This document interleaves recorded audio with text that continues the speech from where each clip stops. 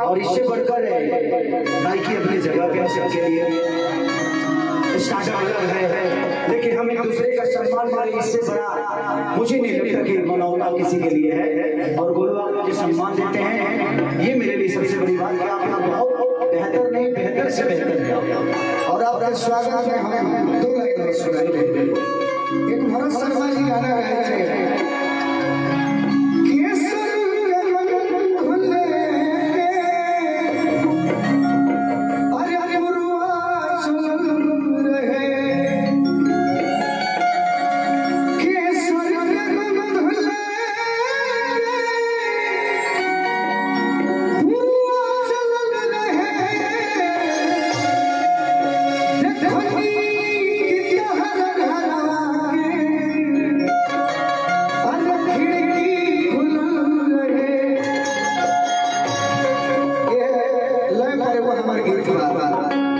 दीवाना अपना दीवानी से कहता, चाहे वो भाई हो या बड़ भाई से कहता, तुहरा के हुआ के तकलीफ हो गया, तुहरा के हुआ के तकलीफ हो गया।